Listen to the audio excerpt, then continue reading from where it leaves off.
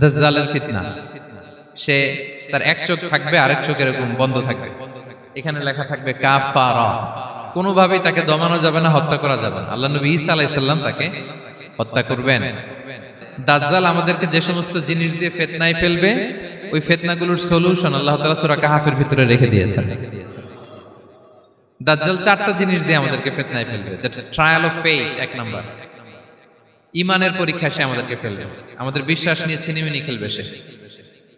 এটার সলিউশন আছে সূরা কাহফ, আমি বলবো আস্তে আস্তে। দুই নম্বরে দাজ্জাল আমাদেরকে ফিতনায় ফেলবে দ্য ট্রায়াল অফ ওয়েলথ, সম্পদ দিয়ে সে আমাদেরকে ফিতনায় ফেলবে। তিন নম্বর দ্য ট্রায়াল অফ নলেজ, জ্ঞান দিয়ে সে আমাদেরকে ফিতনায় ফেলবে। চার নম্বর দ্য ট্রায়াল অফ পাওয়ার, ক্ষমতা দিয়ে সে আমাদেরকে ফিতনায় ফেলবে। দাজ্জাল চারটা জিনিস দিয়ে আমাদেরকে পরীক্ষায় ফেলবে। কয়টা? এক হচ্ছে ঈমানি পরীক্ষা, দুই হচ্ছে সম্পদ দিয়ে পরীক্ষা, তিন হচ্ছে জ্ঞান দিয়ে পরীক্ষা, চার হচ্ছে ক্ষমতা দিয়ে পরীক্ষা। সে ঈমানের পরীক্ষায় আমাদেরকে ফেলবে। সে এসে বলবে আমি তোমার রব, এবং এটা প্রমাণ করার জন্য যা যা দরকার আল্লাহ তাআলা তাকে সব দিবেন। সে সব করতে পারবে। সে বলবে আমি তোমার রব। যদি বিশ্বাস না হয়, তোমার বাবাকে যদি জীবিত করে বিশ্বাস করবে? অনেকে বলবে হ্যাঁ আমার আব্বাকে জীবিত করে দেখান। তো তার বাবাকে ঠিকই সে জীবিত করে ফেলবে। আসলে শয়তান তার বাবার সূরত নিয়ে সামনে দাঁড়াবে। আরে তাই তো, এটাই তো আমার বাবা, এটাই তো আমার দাদা।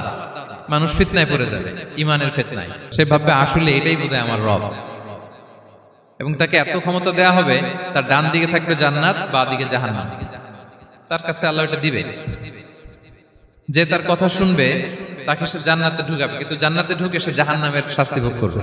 এটা তার বাইরের মানুষ বুঝবে না, অ্যাপারেন্টলি এটা জান্নাত। আর যে তাকে মানবে না তাকে সে জাহান্নামে ফেলবে, কিন্তু জাহান্নামে ঢুকলেও সে জান্নাতের নাজ নেয়ামত ভোগ করবে। তাহলে এই যে ঈমানের ফিতনায় সে ফেলে দিবে আমাদেরকে। তো ঈমান কি করে বাঁচাবো, এটা সলিউশন আমি শোনাবো আপনাদের। দুই নম্বরে সে আমাদেরকে সম্পদ দিয়ে ফিতনায় ফেলবে। যার যা লাগবে সে তাই দিতে পারবে, যা লাগবে। সে যদি আকাশকে বলে আকাশ বৃষ্টি দাও, যাকে তারা মানবে ওই এলাকায় বৃষ্টি হবে, সুজলা সুফলা শস্য শ্যামলা হবে সে সমস্ত এলাকা, ফল মূলে ভর্তি হবে, বরকত আর বরকত। আর যে এলাকার লোকেরা, জনপদের লোকেরা তাকে মানবে না, সে বলবে ওখানে বৃষ্টি হবে না, হবেও না। ওখানে খরা, দুর্ভিক্ষ, মাটি ফেটে চলছে, মানুষ না খেয়ে মরবে, মহামারী, দুর্ভিক্ষ দেখা দেবে। তখন বিশ্ববাসী মনে করবে এটাই বোধহয় আমাদের রব। তার মানে সম্পদ দিয়ে ফিতনায় ফেলে দিবে। তিন নম্বর হচ্ছে নলেজ, তার জ্ঞানের কাছে গোটা বিশ্ব হার মানবে। পূর্বের পরের যত জ্ঞান আছে সব আল্লাহ তাকে দিবে। ইলমুল আউয়ালিন ওয়াল আখিরিন, এমন কোন প্রশ্ন নেই যেটা দিয়ে তাকে আটকানো যায়।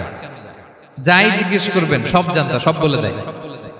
ভবিষ্যৎবাণী বলে দিবে, বলবে আগামীকাল ওইখানে অমুক দেশে বোমা বিস্ফোরণ হবে, হবে ওইখানে, ওখানে দুর্ভিক্ষ হবে, হবে ভূমিকম্প হবে, হবে। সে যা বলবে তাই হবে। তার জ্ঞানের এই বহর দেখে মানুষ ফিতনায় পড়ে যাবে। চার নম্বর হচ্ছে দ্য ট্রায়াল অফ পাওয়ার, ক্ষমতা। তার ক্ষমতার সামনে সবকিছু একেবারে ছিন্ন বিচ্ছিন্ন হয়ে যাবে, এত ক্ষমতা হবে তার। সে যেমনটি বলবে তেমনটি করতে হবে। বাতাসের চেয়ে দ্রুত বেগে সে এক দেশ থেকে আরেক দেশে চলে যাবে। তো তার এই সমস্ত অলৌকিক ক্ষমতা দেখে মানুষ ফিতনায় পড়ে যাবে। সম্পদের ফিতনা, কিভাবে বাঁচবেন? একজন বাগানওয়ালার ঘটনা বলেছে। দুজন বন্ধু, একজন একটু গরিব, সে বিশ্বাসী, আরেকজন ধনী, সে অবিশ্বাসী। তাকে আল্লাহ তাআলা বিশাল বড় খেজুরের বাগান আর আঙ্গুরের বাগান দিয়েছেন, বিশাল বড়, অনেক বড় বিজনেস ম্যাগনেট। তো এই সম্পদের অহংকার সে করত। সে প্রায় তার গরিব বন্ধুকে বলতো যে তোর চেয়ে আমার সম্পদও বেশি, সন্তানও বেশি, জনবল বেশি, লোকবল বেশি, অর্থবল বেশি, সব বেশি। অহংকারে তার পা মাটিতে পড়তো না। আর সে আখিরাতে অবিশ্বাস করত, এবং সে বলতো যে এই সম্পদ আমারে বাঁচাবে, চিরকাল আমাকে স্মরণীয় করে রাখবে, এই সম্পদ কোনোদিন যাবে না। অনেক বড় বড় ধনীরা আছে, তারা এরকম মনে করে যে আমি এত বড় সিআইপি, হ্যাঁ, আমি এত বড় বিজনেস ম্যাগনেট, এই দিন বোধহয় আর চেঞ্জ হতে পারে না, আমার আজীবনই বোধহয় এত পাওয়ার থাকবে, এত সম্পদ থাকবে। এটা ভুল ধারণা। এটা কি ভুল ধারণা? এই যে তুরস্কে দুর্ভিক্ষ হইল না, আপনারা দেখছেন না যে অনেক সম্পদের মালিক বাড়ি ঘর ভেঙে রাস্তার ফকির। এখন ওই যে ডিফিউজিদের জন্য যে খাবার আসছে, ওখানে লাইনে দাঁড়াইছে, কারণ এখন লাইনে না দাঁড়ালে খাবারও তো মিলবে না। 1000 কোটি টাকার মালিক ছিল, ভেঙে চুরে সব শেষ। এখন রিলিফের নেওয়ার জন্য দুস্থদের কাতারে ওখানে দাঁড়াইছে, কারণ দাঁড়াইলেই কিছু খাবার পাওয়া যাবে, খিচুড়ি পাওয়া যাবে, তা না হলে তো খাবারটাও মিলবে না। এই যে বঙ্গবাজারে আগুন লাগলো আমাদের বাংলাদেশে, 20টা-25টাও দোকান ছিল অনেকের যাদের অন্যান্য বিজনেস আছে তারা হয়তো সার্ভাইভ করতে পারতেছে, কিন্তু এমন অনেক ব্যবসায়ী ছিল সব শেষ, জ্বলে পুড়ে তার টাকা পয়সা পুঁজি স্বপ্ন সব শেষ। তো ধনীকে গরিব বানাতে আল্লাহর 1 সেকেন্ডও লাগে না। ওই বিশাল প্রাসাদ থেকে টেনে ভাঙ্গা থালা হাতে দিয়ে রাস্তায় নামাইতে আল্লাহর কয় সেকেন্ড লাগে বলেন তো? 1 সেকেন্ডও লাগে না। সো এই লেসনটা কিন্তু আমাদের নিতে হবে। এবং ওই ব্যক্তির নসিবে তাই ঘটেছিল, সে যখন অহংকার করতেছিল আল্লাহ তাআলা আকাশ থেকে হুসবান একটা আগুন পাঠালেন। ওই আগুন এসে তার আঙ্গুরের বাগান, তার খেজুরের বাগান, বিশাল মাইলকে মাইল এই বাগান জ্বালিয়ে পুরো মুহূর্তের মধ্যে সারখার করে, এবং মুহূর্তের মধ্যে সে পথের ভিখারি, ফকির। এই ঘটনাটা এনে আল্লাহ তাআলা সম্পদশালীদেরকে রিমাইন্ডার দিলেন যে এই সম্পদের ফিতনায় তোমরা পড়ে যেও না। আমরা সম্পদশালী হলে বাস্তবতা অনেক সময় ভুলে যাই। সূরাতুল হুমাযাতে আল্লাহ তাআলা বলেন, ইয়াহসাবু আন্না মালাহু আখলাদা। সম্পদশালীরা মনে করে এই সম্পদ আমাকে চিরকাল বাঁচিয়ে রাখবে, চিরকাল বোধহয় এই সম্পদ আমার হাতে থাকবে। না, এটা হাতের ময়লা, আজ আছে কাল নাই, যে কোনো সময় চলে যেতে পারে। এটা হচ্ছে ম্যাটেরিয়ালিস্টিক আউটলুক, বস্তুবাদী চিন্তা থেকে এই আমাদের ধনী ভাইদের এই সমস্যাটা হয়। ভোগবাদী চিন্তার প্রভাব আর কি। সম্পদ যখন হাতে থাকে ধরাকে সরাজ্ঞান করে, মনে করে যে সবই আমার কন্ট্রোলে। না, আপনারে ওই গরিবের কাতারে আনতে, ওই রিলিফের সম্পদ নেয়ার জন্য ওই লাইনে দাঁড় করাইতে আল্লাহর 1 সেকেন্ডও লাগে না। এটা খেয়াল রাখতে হবে। আমরা যখন প্রাইভেট কারে চড়ি মাঝে মাঝে অনেকে এসে হাত পাতে, এদেরকে ছোট করা যাবে না। গল্পটা আল্লাহ ভিন্ন করতে আল্লাহর 1 সেকেন্ডও লাগে না। ওইদিকে আমি দাঁড়ায় হাত পাততাম আর উনি প্রাইভেট কারে বসে থাকতো। আল্লাহ চাইলে এরকম করতে পারতেন না? পারতেন। তো এখান থেকে আমাদের জন্য শিক্ষা হচ্ছে সম্পদ এটা ক্ষণস্থায়ী, আজ আছে কাল নাই। এটা ক্ষণস্থায়ী, এটাকে এভারলাস্টিং মনে করা যাবে না। এভারলাস্টিং হচ্ছে আখিরাত। ওয়ালাল আখিরাতু খায়রুল লাকা মিনাল উলা। আখিরাত তোমার জন্য দুনিয়ার চেয়ে শ্রেষ্ঠ। এবং আল্লাহ তাআলা দৃষ্টান্ত একটা দিয়েছেন যে দুনিয়ার জীবনটা হচ্ছে কামা, ওই পানির মতো যেটা আনজালনাহু মিনাস সামা, আকাশ থেকে নাজিল করেছি। ওই পানি ক্ষেতের মধ্যে পড়ে ফসল, ফুল ফসল হয়েছে। এরপরে যখন ফসল কাটা হয় ওই ক্ষেত খামার এগুলো তৃণলতা হয়ে যায়, ভুসির মতো হয়ে যায়। তখন বাতাসের ঝাপটায় একবার এদিকে যায় একবার ওদিকে যায়। অনেক লম্বা উপমা, আমি সংক্ষেপে বললাম। তো শেষ আউটপুটটা হচ্ছে এটা, সম্পদ এটা মুহূর্তেই চলে যেতে পারে। সম্পদ উপার্জন জায়েজ আছে, মুসলিমরা সম্পদ উপার্জন করতে পারবে, কোনো অসুবিধা নাই। আপনি যদি ধনী হন এটা ভালো, ফলে আপনি যাকাত দিতে পারবেন, অসহায় দুস্থদের সহায়তা করতে পারবেন, কন্ট্রিবিউট করতে পারবেন। আপনি সম্পদ হাতের মুঠোয় নেবেন, কন্ট্রোল করবেন, কিন্তু এই দিকে স্থান দিবেন না। দ্যাটস ইট, তাহলেই হবে। আমরা সম্পদ কি করতে পারবো? উপার্জন করতে পারবো, কিন্তু হৃদয়ে স্থান দিতে পারবো না। হৃদয়ে স্থান থাকবে আখিরাতে। এই মাইন্ডসেট যদি আপনি গড়ে তোলেন তাহলে সম্পদের ফিতনা আপনি কখনো পড়বেন না। জ্ঞানেরও কিন্তু এলেমেরও একটা গরম আছে, যার এলম আছে তার মধ্যে এই সমস্যাটা কাজ করে। সেটার জন্য আল্লাহ তাআলা মুসা আলাইহিস সালাম, খিজির আলাইহিস সালামের ঘটনা বলেন। মুসা আলাইহিস সালাম হচ্ছে বনি ইসরাইলের নবী, আর খিজির আলাইহিস সালাম কেউ বলেছেন নবী, কেউ বলেছেন আল্লাহর ওলি। আসলে আরবিতে ওনার নাম খদির, আমরা বাংলায় বলি খিজির। খদির মানে সবুজ। উনি যে কোনো জায়গায় বসলে ওখানে মরা গাছ লতা পাতা এগুলো সবুজ হয়ে যেত। অনুর্বর এলাকার উপর দিয়ে হেঁটে গেলে ওটা উর্বর হয়ে যেত। তো মুসা আলাইহিস সালাম একবার ওয়াজ করতেছেন এইভাবে বনি ইসরাইলের সামনে, খুতবা দিচ্ছেন। হঠাৎ এক লোক দাঁড়ায় বলে, ইয়া নবী আল্লাহ, মান আ'লামু ফিল আরদ, বর্তমান পৃথিবীতে সবচেয়ে জ্ঞানী কে? মুসা আলাইহিস সালাম বলেন, ফাকালা আনা, আমি। কি বললেন? উনি আসলে ভুল কিছু বলেন নাই, কারণ প্রত্যেক জামানার নবীকেই আল্লাহ তাআলা সবচেয়ে বেশি জ্ঞান দিয়ে পাঠান, কারণ তার কাছে ওহীর জ্ঞান আসে, অদৃশ্যের খবর আসে, ইলমুল গায়ব আসে। কিন্তু এই উত্তরটা আল্লাহ তাআলার পছন্দ হয় না। আল্লাহ তাআলা চাচ্ছিলেন মুসা যদি বলতো আল্লাহ তাআলাই জানে কি জ্ঞানী বা আল্লাহই সবচেয়ে জ্ঞানী, এরকম হলে ভালো হতো। কিন্তু মুসা আলাইহিস সালাম কি বলছে? আমি। এখন প্রশ্ন করলো সবচেয়ে বড় জ্ঞানী কে? উনি কি বললেন? আমি। এই যে আমি এটাতে ঝামেলা আছে। আমি বড়, আমি জানি, আমি সব। This is problematic. আল্লাহ এটা পছন্দ করলেন না। আল্লাহ তাআলা মুসা আলাইহিস সালামকে বললেন, মুসা তুমি যে বলছো তুমি জ্ঞানী, না তুমি জ্ঞানী না, তোমার চেয়ে বড় জ্ঞানী আছে। মুসা আলাইহিস সালাম বলে, তাই নাকি? আমার চেয়ে বড় জ্ঞানী কে? তো আল্লাহ তাআলা বললেন, ইযহাব ইলা মাজমাইল বাহরাইন, দুই সাগর বা দুই নদীর মিলনস্থলে যাও, ওখানে আমার এক বান্দা আছে তোমার চেয়েও জ্ঞানী। মুসা আলাইহিস সালাম বললেন তাই নাকি? তো আল্লাহ আমি কিভাবে চিনি উনি কোথায় থাকে, কিভাবে বুঝবো? আল্লাহ বললেন একটা বড় মাছ নাও, এটাকে ফ্রাই করো, এটাকে ফ্রাই করে একটা ঝুড়ির ভেতরে নাও, যেখানে এই মাছটা সাগরে ঢুকে যাবে ওখানে আমার বান্দাকে পাবে। তো উনি ওনার সহযোগী ইউশা ইবনে নুনকে নিয়ে হাঁটতে লাগলেন। হাঁটতে হাঁটতে এক জায়গায় ক্লান্ত হয়ে পাথরের পাশে বিশ্রাম নিলেন। ওই পাথর থেকে আবার এক ধরনের পানি বের হয়, এই পানিটারে বলে আবে হায়াতের পানি, মা উল হায়াত, জীবন নদীর পানি। এই পানি কোনো মৃত প্রাণী বা বস্তুর গায়ে লাগলে ওটা জীবিত হয়ে যায়। তো ওনারা পাথরে হেলান দিয়ে বিশ্রাম নিচ্ছিলেন, ওই পানি ওই ফ্রাই করা মাছের গায়ে লাগার সাথে সাথে মাছ জীবিত হয়ে ঝুড়ি থেকে বের হয়ে সাগরে ঢুকে গেছে।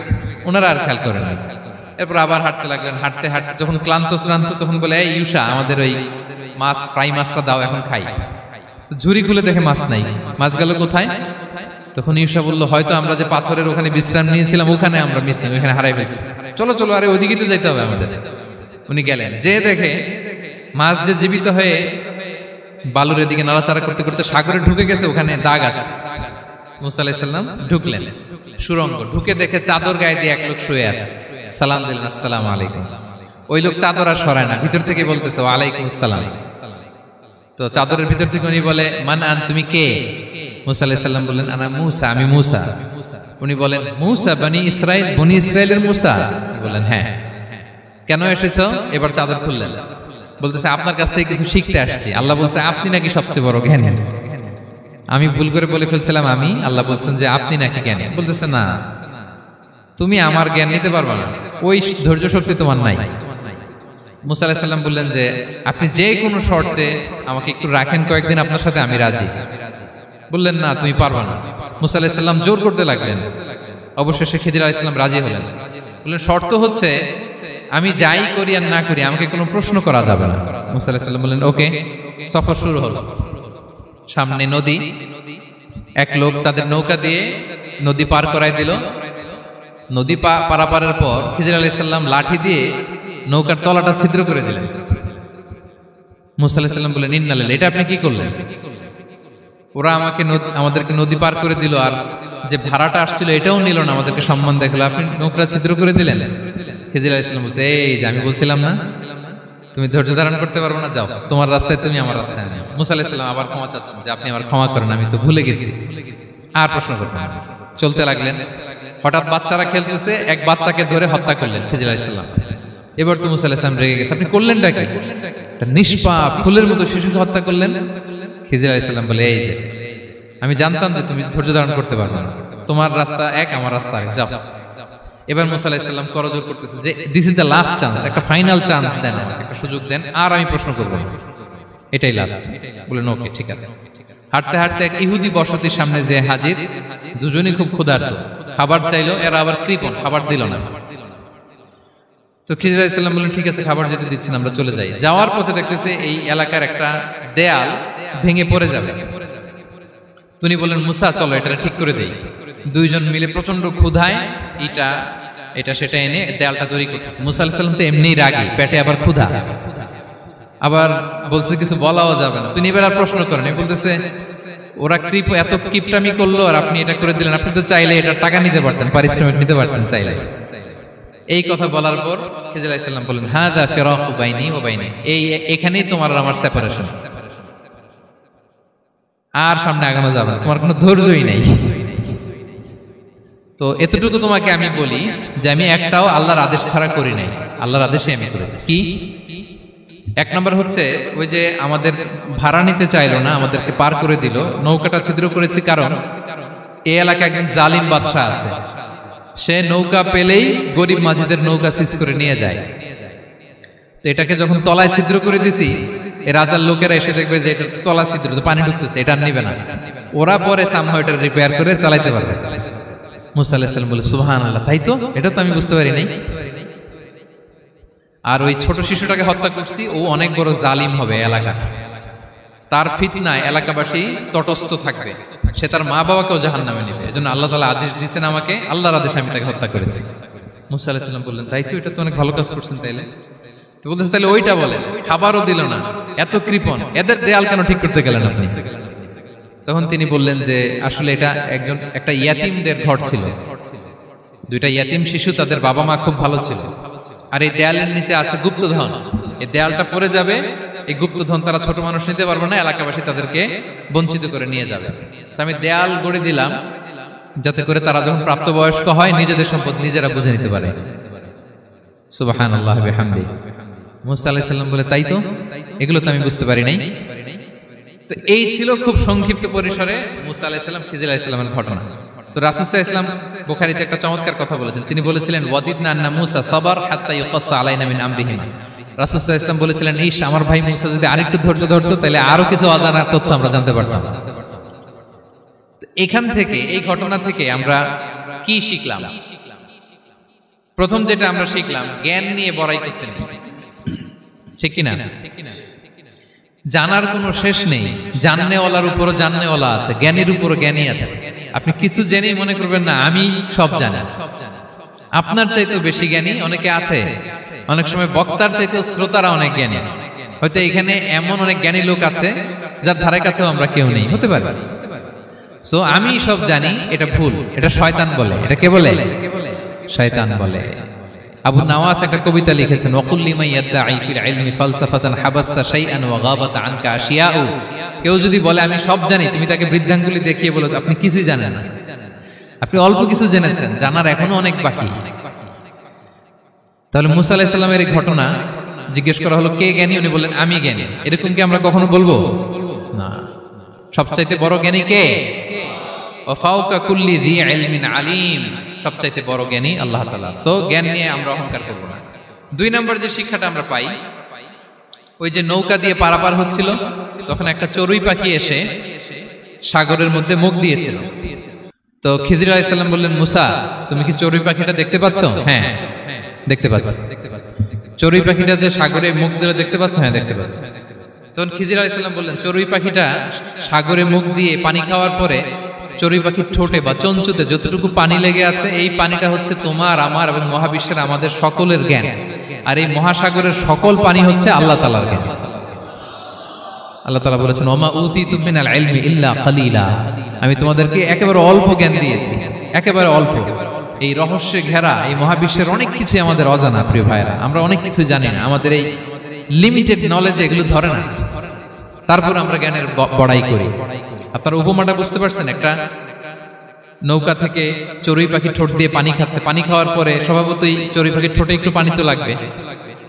খিজির বললেন যে এই পানিটা হচ্ছে তোমার, আমার, পৃথিবীর সবার জ্ঞান, আর এই সাগরের বাকি পানিগুলো কার জ্ঞান? এবার বুঝতে পারছেন আল্লাহ তাআলার জ্ঞানের পরিধি। আমরা জ্ঞান নিয়ে যেন কখনো কি না করি, বড়াই না করি। জ্ঞান 2 ধরনের, একটা বাহ্যিক জ্ঞান, একটা অন্তর্নিহিত জ্ঞান। External knowledge, internal knowledge. আমরা যখন কোরআন হাদিস পড়ি আমাদের বাহ্যিক জ্ঞান অর্জন হয়। কোরআন হাদিস পড়লেই আপনি জ্ঞানী হয়ে যান। এটা কোরআন হাদিস পড়তে হয়, এটা ডাইজেস্ট করতে হয়, এটার উপর আমল করতে হয়। এই জ্ঞান অর্জন শেষে এরপরে আল্লাহর প্রিয় বান্দাদেরকে আল্লাহ অন্তরে ইলমের নূর দেন, ইলহাম দেন। That is the knowledge, that is the pure knowledge. আপনি হাফেজে কোরআন হয়ে ভাবেন না আপনি সব জানেন, আপনি বুখারী মুখস্থ করে ভাবেন না সব জানেন। এই সব জ্ঞান অর্জন করার পরে ইলমের নূর হাসিল হয়, সেটা আল্লাহ সবারে দেয় না। সো এই অন্তর্নিহিত জ্ঞান, দূরদৃষ্টি, farsightedness, that is the pure knowledge. এটার জন্য বছরের পর বছর, যুগের পর যুগ সাধনা করতে হয়। সেটার জন্য এই জ্ঞান অর্জনের জন্য 3টা জিনিস করতে হয় ইলমের নূর অর্জনের জন্য। কয়টা? 1 হচ্ছে বিনয়, 2 হচ্ছে সফর, 3 হচ্ছে সবর। আবার বলি, 1 হচ্ছে বিনয়, 2 হচ্ছে সফর, 3 হচ্ছে সবর। আল্লাহ তাআলা আল্লাহর নবীকে তাওরাত দেওয়ার পরেও আরো ট্রেনিং সেশন করাইছেন খিজির আলাইহিস সালামের কাছে। যাও, ওনার কাছে গেলে তুমি ছোট হবা, নত হবা। জ্ঞান যদি আমি নিতে চাই আমাকে ছোট হইতে হবে। ধরেন একটা গ্লাস থেকে একটা খালি গ্লাসে পানি ঢালবো, তো যেটাতে নেওয়া হবে এটা উপরে থাকলে হবে? যে গ্লাসটার মধ্যে পানি আছে এটা উপরে থাকবে, ওইটা ব্ল্যাঙ্ক গ্লাসের মধ্যে পড়বে। আপনি নলেজ, ইলম নিতে চাইলে আপনাকে নিচে থাকতে হবে, উনি উপরে থাকবেন। আপনার শায়েখ আপনাকে দিবে, আপনার উস্তাদ আপনাকে দিবে, আপনার মুর্শিদ আপনাকে দিবে। বুঝতে পেরেছেন? তাহলে আমাদেরকে হাম্বলনেস লাগবে। শিখতে হইলে হাম্বল হইতে হয়, বিনয়ী হইতে হয়। আচ্ছা, 2 নাম্বার সফর করতে হয়। এটা আল্লাহ মুসা আলাইহিস সালামকে দিয়ে করাইছেন, যাও পিছে পিছে উস্তাদের পিছে পিছে ঘুরো। তো এজন্য সফর করতে হয়। এখন ঘরে বসে অনেক কিছু জানা গেল, উস্তাদের সান্নিধ্য লাগে। সফর করতে হয়। আমাদের ক্লাসিক আলেমরা হাদিস কালেকশনের জন্য শহরকে শহর সফর করতেন। এখনো আমাদের আলেমরা দেওবন্দে যায়, মিশরে যায়, মদিনায় যায়, এখানকার মালয়েশিয়ান স্টুডেন্টরাও দেশে বিদেশে যে নলেজ অর্জন করে। সফর আপনাকে লাগবে। তাহলে বিনয়, সফর, 3 নম্বরে কি সবর, ধৈর্যশীল হইতে হবে। দেখেন মুসা আলাইহিস সালাম বারবার প্রশ্ন করে ফেলতেছেন, বারবার ওয়াদা ভঙ্গ করতেছেন, এরকম করলে হবে না, ধৈর্য লাগবে। ধৈর্যের বলে বলিয়ান হলে তখনই আপনার মধ্যে ইলম আসবে। তাহলে জ্ঞানের ফিতনায় পড়ার আর আমাদের কোনো সম্ভাবনা আছে? আমরা বিনয়ী হব, আমরা জ্ঞান আল্লাহর দিকে ফিরাই দেব, আমরা বলবো উনি সবচেয়ে ভালো জানেন। ক্ষমতার ফিতনা, এই ফিতনা থেকে বাঁচার জন্য সর্বশেষে আল্লাহ তাআলা যুলকারনাইনের ঘটনা বলেছেন। অনেক বড় বাদশা ছিলেন, পৃথিবীতে 4 জন বাদশা গোটা বিশ্ব শাসন করেছেন, 2 জন কাফির, 2 জন মুমিন। কাফির একজন হচ্ছে নমরুদ, যিনি ইব্রাহিম আলাইহিস সালামকে আগুনে ফেলেছিলেন, আরেকজন হচ্ছে বখতে নাসার, যাকে ইংরেজিতে বলে নেবুচারনেজার দ্য সেকেন্ড, দ্বিতীয় নেবুচারনেজার। তারা কোনো নির্দিষ্ট এরিয়ার বাউন্ডারির বাদশা না, গোটা বিশ্বের বাদশা ছিলেন। এই 2 জন কাফির। আর 2 জন বাদশা ছিলেন গোটা বিশ্বকে শাসন করেছেন, তারা ছিলেন মুমিন।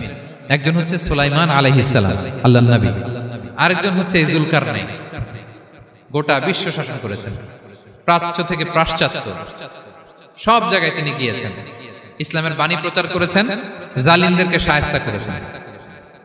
তো এরকম দিক বিদিক তিনি জয় করতেছিলেন। অনেকে যুলকারনাইনকে আলেকজান্ডার দ্য গ্রেটের সাথে গুলিয়ে ফেলে না। ম্যাসিডোনিয়াতে যে আলেকজান্ডার দ্য গ্রেট ছিল, উনি আর যুলকারনাইন এক নন। যুলকারনাইন হচ্ছে আল্লাহ তাআলার প্রিয় একজন বান্দা, অনেক বড় সাহসী বীর পুরুষ ছিলেন, গোটা বিশ্বে ইসলাম প্রচার করেছেন। করতে করতে করতে করতে অনেক বড় ঘটনা, আমি সব শেষের ঘটনাটা বলি। উনি জর্জিয়া, বর্তমান যে জর্জিয়ার তিবলিসি এরিয়া, এখানে এসে একটা এলাকার সন্ধান পেলেন, যারা ওনাকে এসে বলল যে এখানে একটা জঙ্গলি গ্রুপ আছে যাদের নাম ইয়াজুজ মাজুজ, তারা এসে আমাদের উপর হামলা করে। হে যুলকারনাইন, আমরা আপনাকে ট্যাক্স কালেক্ট করে দিচ্ছি, আপনি তাদের মাঝে আর আমাদের মাঝে একটা প্রাচীর তৈরি করে দেন। আপনারা ইয়াজুজ মাজুজের নাম শুনেছেন না? ইংরেজিতে বলে গগ ম্যাগগ। নূহ আলাইহিস সালামের 4 সন্তান ছিল, হাম, সাম, ইয়াফাস, কানাআন। এই ইয়াফাসের বংশধর হচ্ছে ইয়াজুজ মাজুজ, জঙ্গলি, হাজার হাজার শুধু বংশ বিস্তার করে। তারা এসে লোকালয়ে মানুষের উপর আক্রমণ করে, তাদের গবাদি পশু এগুলো ছিনিয়ে নেয়, ফলমূল খেয়ে ফেলে। তো যুলকারনাইন বাদশার কাছে যখন বিচার দেওয়া হলো, উনি বললেন ঠিক আছে, তোমাদের ট্যাক্স দেয়া লাগবে না, তোমরা শারীরিক পরিশ্রম করে আমাকে সাহায্য করো। তো উনি বর্তমানে হচ্ছে এক পাশে কৃষ্ণ সাগর, ব্ল্যাক সি, আরেকদিকে কাস্পিয়ান হ্রদ বা কাস্পিয়ান সাগর, এর মাঝখানে 1200 কিলোমিটার লম্বা মাউন্টেন রেঞ্জ, পাহাড়ি এরিয়া, আপনারা গুগলে দেখবেন। এইখানে 2 পাহাড়ের মাঝখানে ফাঁকা জায়গায় তিনি বড় বড় লোহার পাত প্রথিত করলেন, গেড়ে দিলেন। এরপরে তামা, সীসা গালিয়ে বিশাল একটা ওয়াল তৈরি করলেন। এটা যুলকারনাইন উনার বানানো ওয়াল বা ড্যাম, প্রাচীর। এখন আর ইয়াজুজ মাজুজ আসতে পারে না, ওরা আর আসতে পারে না। ওরা প্রতিদিন এটা ভাঙার চেষ্টা করে, কিন্তু ভাঙতে ভাঙতে আরেকটু ভাঙলেই ভেঙে যাবে। ওরা বলে আগামীকাল ভেঙে ফেলবে, ইনশাল্লাহ বলতে ভুলে যায়। এজন্য এরপরের দিন এসে দেখে আবার এটা আগের মতো হয়ে আসছে। কিয়ামতের আগ দিয়ে ওদের মধ্যে এই ইনশাআল্লাহর প্রেরণা আসবে। তাদের একজন বলে উঠবে আগামীকাল ইনশাআল্লাহ আমরা এটা ভেঙে খান খান করে দেব, ঠিকই ভেঙে ফেলবে। তখন তারা ভেঙে চুরে কুটি কুটি ইয়াজুজ মাজুজের দল এসে হামলে পড়বে। সামনে পড়বে তাবারিয়া সাগর, একদল এসে তাবারিয়া সাগর এমন ভাবে খাবে, এই দল যাওয়ার পরে আরেক দল এসে এখানে যে সাগরে যে পানি ছিল এটা কল্পনাই করতে পারবে না। তারা পৃথিবীতে ফিতনা ফাসাদ করবে। ঈসা আলাইহিস সালাম তখন আসবেন, দোয়া করবে আল্লাহ তাআলার কাছে মুমিনরা, একটা মহামারী দিবে আল্লাহ তাআলা ইয়াজুজ মাজুজের মধ্যে, ওরা মরে যাবে সব। এরপর বিশাল এক পাখি এসে তাদেরকে আল্লাহর মর্জি মাফিক এমন এক জায়গায় ফেলে আসবে, কেউ জানবে না। তো তারা যে পচে গলে মাটির সাথে মিশেছিল, এই গলিত লাশ থেকে মাটি খুব উর্বর হয়ে যাবে। এরপর আল্লাহ তাআলা পৃথিবীর মধ্যে বারাকা দিবেন, কিছু রোপণ করলে তাড়াতাড়ি ফুলে ফেপে বড় বড়